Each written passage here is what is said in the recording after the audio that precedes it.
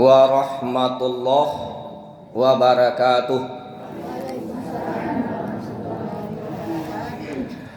Na'udzu billahi minasy syaithanir rajim. Bismillahirrahmanirrahim. Alhamdulillahi rabbil alamin arrahmanir rahim. Asyhadu an la ilaha illallah wahdahu la syarikalah wa asyhadu anna Muhammadan abduhu wa rasuluh la nabiyya ba'dah. Bapak-bapak, ibu-ibu, jamaah salat tarawih Masjid An-Nur Kota Solo nan ambo hormati. Terutama sekali marilah sama-sama kita mengucapkan puji dan syukur kehadirat Allah Subhanahu wa taala. Alhamdulillah kita masih diberi oleh Allah kekuatan lahir dan batin sehingga kita dapat melaksanakan salat Isya berjamaah. InsyaAllah salat tarawih pun berjamaah, dan mudah-mudahan kita diberi kekuatan tarawih oleh Allah bisa menyelesaikan puasa di bulan Ramadan ko. Salawat dan salam tak lupa kita sampaikan untuk junjungan kita Nabi besar Muhammad sallallahu alaihi wasallam. Bapak-bapak, ibu-ibu, jamaah salat tarawih yang berbahagia. Tu kalian habis baterai.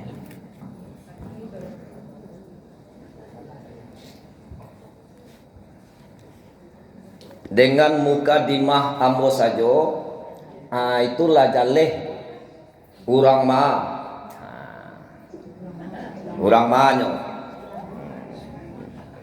Yalah jaleh tu urang paninggahan. Jadi kalau tiba jua mama anda baca cik je motor. Kalau tiba di kampung ambo baca, kalau tiba di siko mak ibu.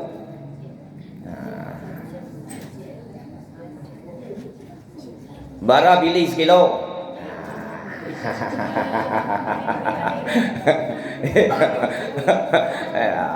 Itu kebanggaan tuh. Apa bisik dengan kau bang? Dicik. Yo balik nanti kencang gorek. Canggoreak itu canggoreak. Kondak tunjak. Itu bahasa peninggahan. Nyoba bisik tada ngaun keluar negeri. Tu ciri khas orang peninggahan itu. Babisik nyo. Tapi orang kampung tahu. Apalagi main bau. Itu tuh. Jadi kok kareh bahasa ambo tu bahasa peninggahan. Ambo mohon maaf terlebih dahulu kalau ada bahasa ambo nan kareh atau tidak pas, isi ceramah nan indak pas. Isi ceramah lahir rancak. Cuman cara menyampaikannya indak rancak, indak jelo. Ibaratkan orang manggale lado, lahir rancak lado, tapi cara mau ngok lado, cara melayani pembeli indak abe, indak tahu, nyo randak jo rancak. Jadi ambo minta maaf terlebih dahulu. Nan akan kita bicarakan, nan akan kita sampaikan pada malam hari kini, itu kelompok manusia di padang mahsyar. Kelompok manusia di padang mahsyar. Dasarnya atau landasannya Surah An-Naba, surah yang ke-78 ayat 8 balik.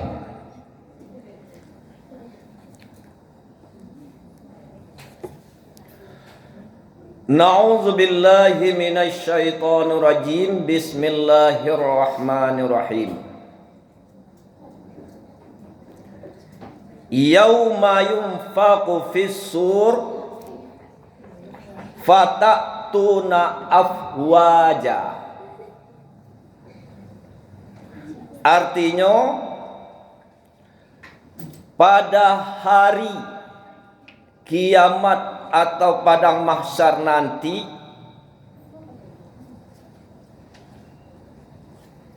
seketika atau ketika sangkakala ditiup, lalu kamu datang berbondong-bondong.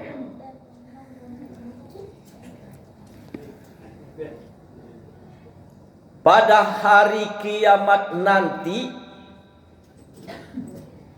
di saat trompet yang ditiup oleh Israfil,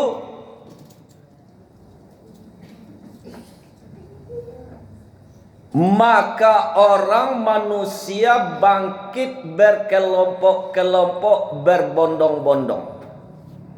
Ada kelompoknya, ada berbondong-bondong.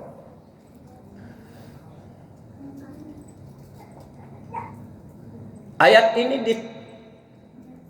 dibaca oleh Rasulullah. Di waktu Nabi membaca ayat itu, bertanyalah salah seorang sahabat yang bernama Muaz bin Jabal.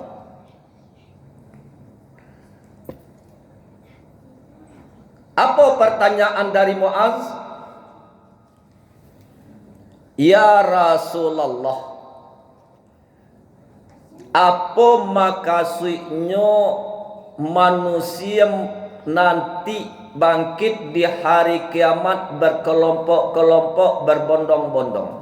Maksudnya itu ya Rasulullah. Dan bara kelompok itu. Awak kaji agak ya kaji akhirat lalai. Ya, kaji dewa kini ko mengenai BBM, mengenai pemerintah panjang wadinya mah. Jadi kaji kamati soleh mak yo. Dialah untuk mainge an awak bahasa itu ko kamati. Ya. Jadi apa pertanyaan dari Muaz? Ya Rasulullah, maksudnya manusia kon nanti dibangkitkan berkelompok-kelompok atau berbondong-bondong? Alun Rasulullah menjawab pertanyaan itu, air mata Rasulullah sudah bercucuran. Menangis Rasulullah. Pertanyaan alun dijawab, tangihlah keluar. Bahkan di saat itu tangih Rasulullah atau air mata Rasulullah yang keluar itu membasahi baju beliau, basah baju beliau. Karena Rasulullah lah tahu, lah tabayang keadaan di padang mahsyar nanti. Rasulullah lah tahu. Bako nak tahu di waktu Isra Mi'raj bakalah dicali ane di Rasulullah sadoi. Manan sarugo, ko bantu sarugo, iko isi sarugo. Iko kondisinya di sarugo. Kalau di neraka iko isinya di neraka. Rasulullah lah tahu.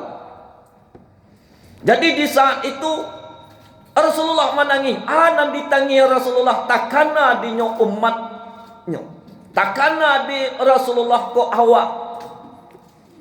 Jadi Rasulullah menangis. Kata Rasulullah atau jawe Rasulullah, hai Muaz, ada beberapa kelompok nanti manusia dibangkitkan di padang mahsyar. Itu berdasarkan tingkah laku pi'ia parangai. Ale tahu pi'ia parangai ni mama tu? Lai, lai bahasa awak je nanda. Lai berarti lai mengerti je bahasa peninggahan tu. Pi'ia parangai yang tak selesai dah macam kan.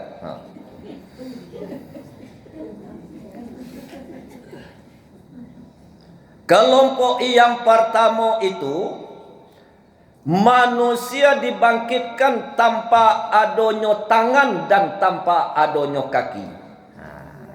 indak batangan, indak bakaki. Ba kira-kira bantuannya tuh. Kadang-kadang ya ibu, wak caliak dun sana awak nan indak ado batangan, nan indak ado bakaki. Ya, ajoanyo mangubah karambia bikiwinya tuh. Caliak film-film Cino tuh, cali-cali apanya, video-video Cino kan tuh itu.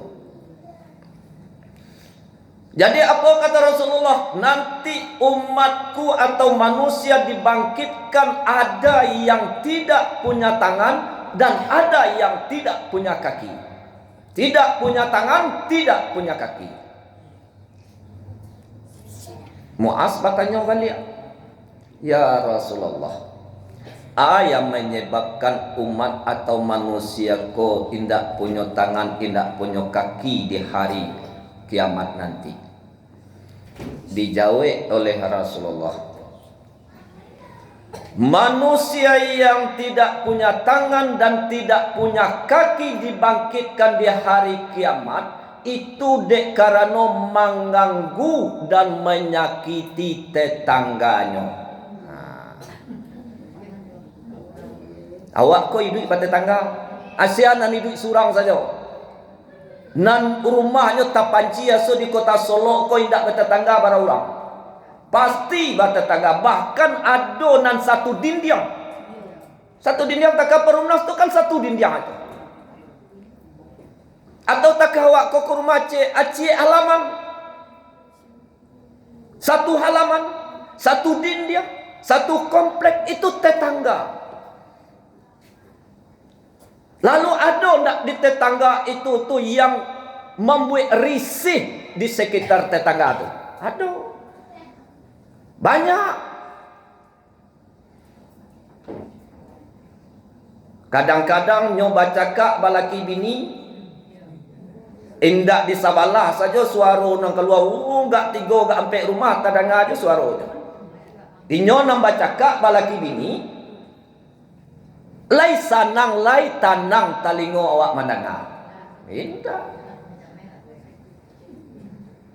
Inyo menasehati anaknya, inyo menasehati cucunya, inyo menasehati atau memerangan anaknya, memerangan bininya. Acarui nang keluar, alai sanang awak dinyo. Indah. Kami tidak ada mengganggulah. Kalian berkata kalian, tapi dengan perkataan, dengan perbuatan, dengan sikap itu tetangga tak ganggu dinyo.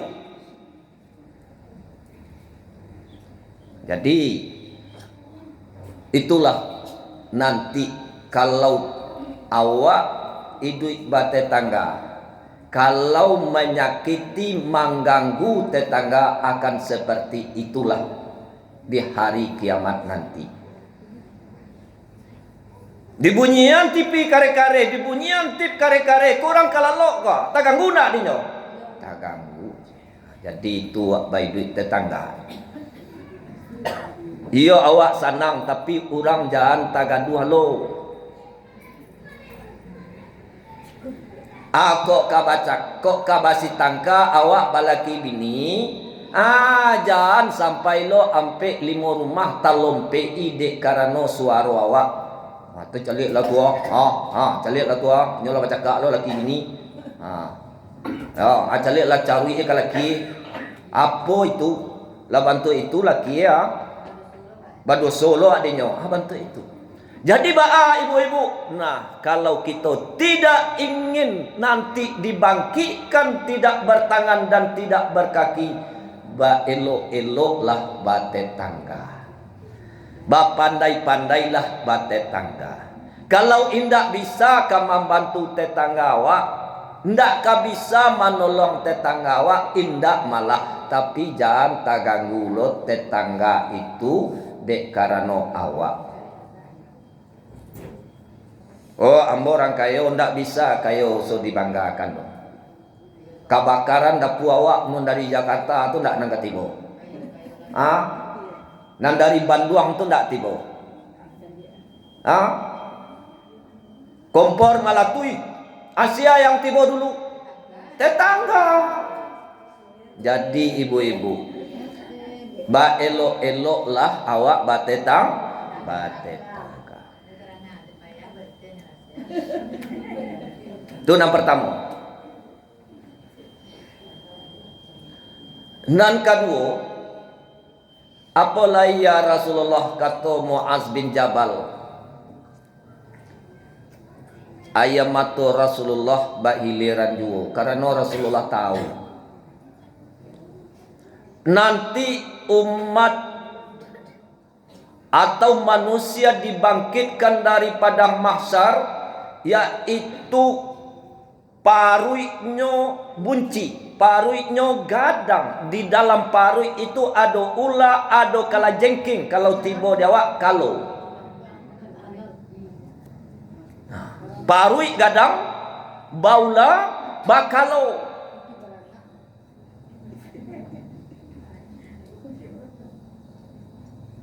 Lalu hangi bagaikan api, bahkan di dalam keterangan itu ada api di dalam paru itu. Barakah hanginya. Jadi Muaz bin Jabal bertanya balik, ya Rasulullah, aku ada manusia yang seperti itu nanti. Paruiknya bunci, baula, bakal jengking, barapi di dalam paruiknya. Jawe Rasulullah, ikolah tingkah laku, ikolah parangai, ikolah perbuatan manusia yang waktu hidup di dunia cuman mengumpulkan ameh dengan perak saja.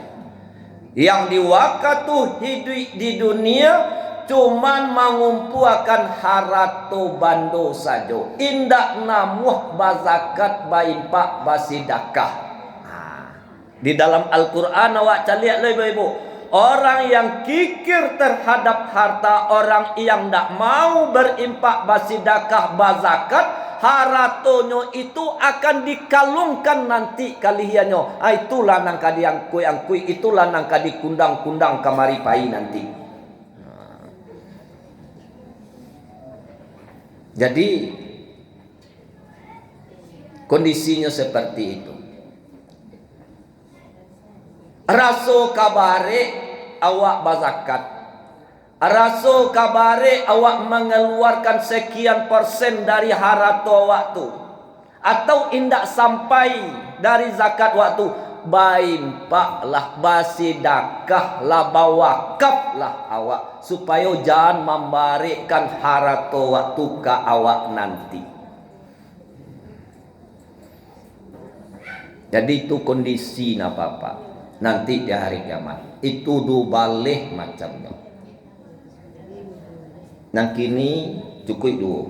Cuman ada keterangan mau sampaikan cik lain berkaitan dengan azab kubur. Bekolah hari kiamat azab kubur. Cerita aja dulu. Riwayat dulu. Ada sekelompok orang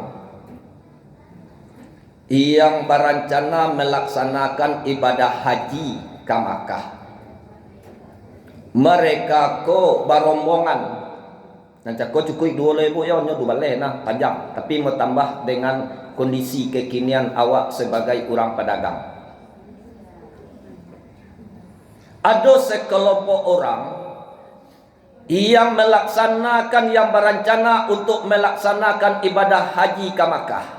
Di perjalanan salah seorang dari kawan iko Saki. Saki, ada enggak rombongan yang Saki guys? Pergi ke Makkah? Ada. Dalam perjalanan itu ada salah seorang Saki dan Sakinya itu mati. Mati jadinya. Mati salah seorang. Lalu kewajiban orang nan hidup tentu menyelenggarakan jenazah. Dikapaninya dikali kubur. Di saat menggali kubur itu Kali kubur, nampak ular di dalam kubur dia yang lain. Ular bagaluang. Laika mungkin mai di kuburan ke dalam. Tidak.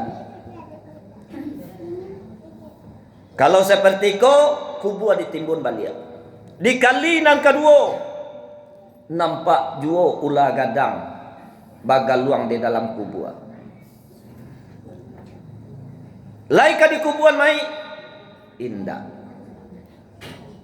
Tutui balik. Di kali balik, basobok jua ular gadang. Nambah galuang di dalam. Awak saja kalau ada saja pinyangi atau terma dia alipan dia takui ya. Baakalai. Mako rombongan cako batanyo kepada Ibnu Abbas sedang duduk-duduk santai. Bajalan-bajalan basobok dinyo Ibnu Abbas. Dicaritokanlah oleh rombongan cako, wahai Ibnu Abbas, kami punya kawan berencana kapai melaksanakan ibadah haji. Dalam perjalanan salah seorang dari dunsana kami meninggal. Satiuk di kali kubur, di dalam kubur tu batamu ular. Kami timbun kubur balik, kami gali balik, basobok jua ular. Kami timbun balik, kami kali balik, basobok jua ular. Ba'a caronyo lai wahai Ibnu Abbas, kata rombongan tadi. Kata Ibnu Abbas, kalau seperti itu kali kuburnya balik, masukan sajalah mai itu ke dalam kubur. Kagak perlu ramang mot ya doa. Kok seperti itu, kata orang nambatannya. Kalau seperti itu dikali kubur pertama, basobo ulah, kedua basobo ulah, ketiga basobo ulah, di masa jo bumi ko akan dikalikan kuburnya, akan seperti itu juga basobonya, kata Ibnu Abbas. Oleh sebab itu tanamkan sajalah mai ko ke dalam, masukan sajalah ke dalam kubur. Kalau tiba dia awak cecil, tiba kalau orang mangkai hantam masuklah mai itu ke dalam lain, campak masuklah ke dalam lain. Kan itu. Tapi tidak bantu itu bahasanya, tanaman sajalah. Bama dikali kubur, basobok ular tu balik. Kalau di zaman Rasulullah tu kan nampak sadonya tu. Kenyataan tu terbukti. Jadi di masukan tak paso di masukan. Inyo kadang-kadang Pak, inyo ndak ular, tapi nan pandangan awak ko ular. Membuat takut tak? Sedangkan daun pisang soleh bantu ikunya di tengah malam tu. Itulah mangoretek kaki je apa-apa. Allah tagak bulu romang je na. Awak berjalan-jalan mengarisik-ngarisik asa daun pisang. Jadi yang awak tanamkan sajalah mai iko. Di masa saja inyo akan dikalikan kuburnya, akan basubuk julah, tanamkan sajalah ke situ. Ditanamkan jadi. Sudah ditanamkan, dilaksanakan ibadah haji baik pulang. Tentu bagi tahu karena rumah. Nah, karena udah nak pulang, kawan-kawan lain pulang. Kalau nak pulang udah lain bertanya je tu bu. Lai, itu tanda lai sayang. Jadi melapor ke bininya. Hai selaporan. Iyo udah meninggal sebelum ke Makkah. Meninggal di perjalanan. Bantu iko ditarangkan. Batanyolah para sahabat tadi kepada bininya. Apalah apa nan di karajuan di waktu hidupnya udah waktu. Apa anakku. Jadi jawabnya. Suami Moko adalah seorang pedagang, yaitu pedagang gandum. Dari sekian gandum yang dijual, sakarung itu tangkai-tangkai gandum ko dimasukkan. untuk membarekkan timbangan.